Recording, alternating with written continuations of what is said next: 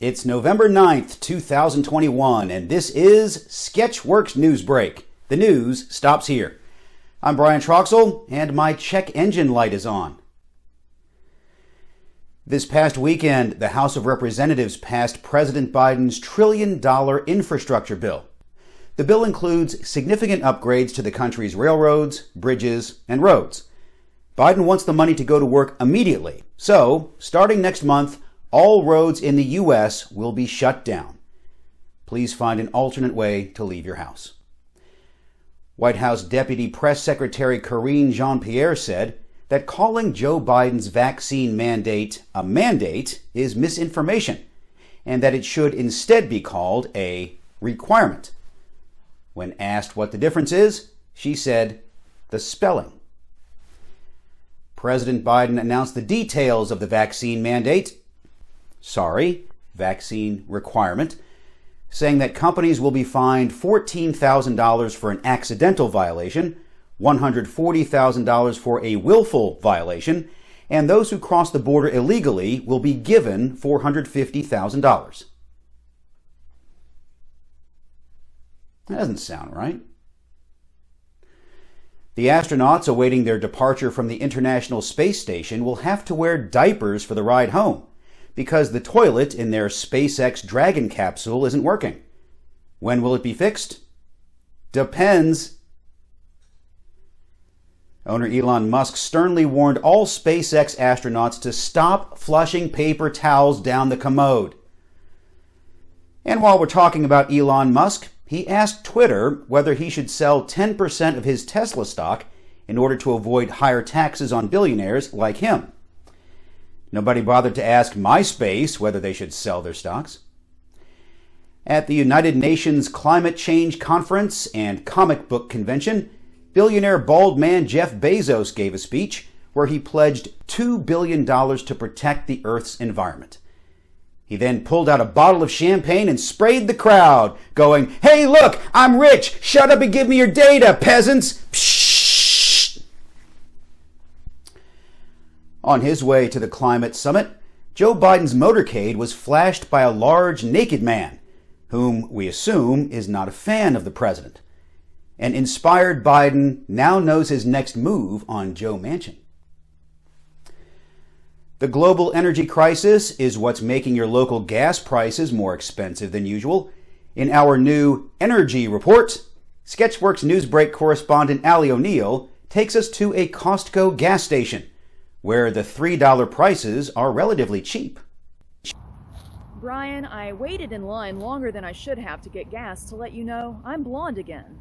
Or now, depending on when people knew me. Thank you, Allie. Sketchworks NewsBrake correspondent Tim Millard is also covering the global energy crisis and its effect on gas prices. I ride a bicycle, so I'm powered by my own smug sense of self-worth, not fossil fuels.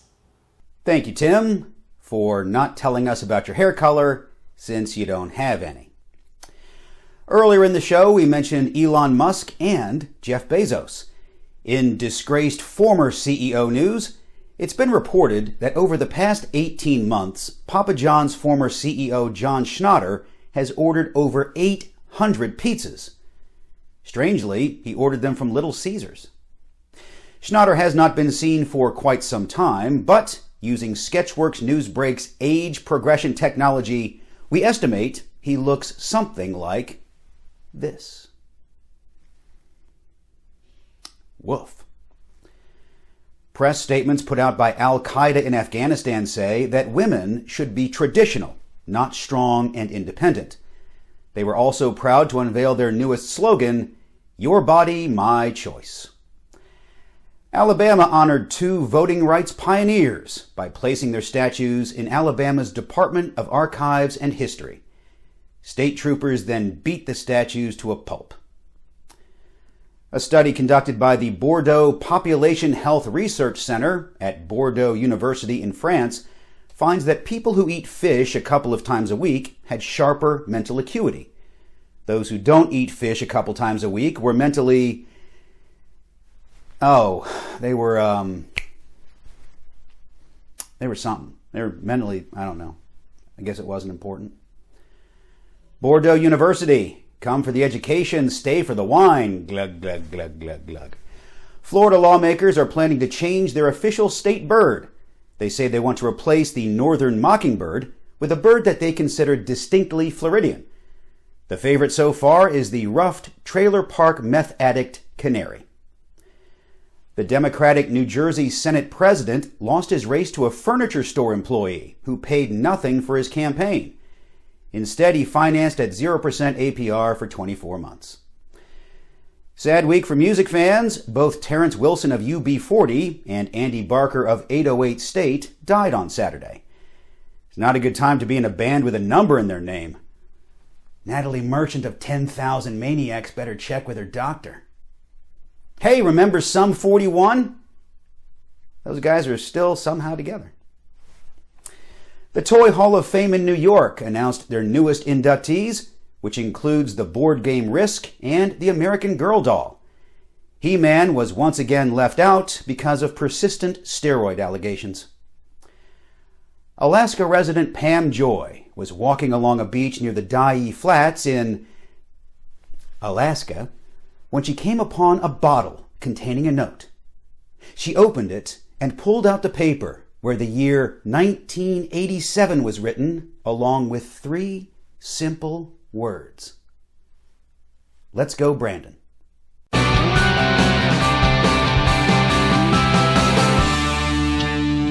A sheriff in western Washington state is trying to find more deputies by advertising on billboards in New York City. His message? Hey, why don't you come to Spokane, Washington and beat up our people? Kroger says that any rumors of the grocery store improving its payment technology to accept Bitcoin is completely false. Said a spokesperson, currently we're just working on not selling moldy produce. On Friday, a moose crashed through a classroom window in Saskatchewan, Canada. But don't worry, the kids were all wearing masks, so they're fine.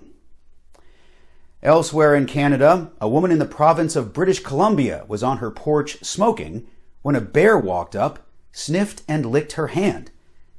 The bear then asked her if it could bum a cigarette. In Canada, 1 in 7 smokers run the risk of being licked by a bear. Elsewhere in bear news, police in Aspen, Colorado say a bear opened an unlocked car and defecated in the back seat. When confronted, the bear sagely said, "We don't always do that in the woods. Sometimes we do it in a Ford Edge." A metallurgist, or metallurgist, admits she spent decades faking the results of strength tests on the steel used to build U.S. Navy submarines. She also lied about the durability of the screen doors used on Polish Navy submarines.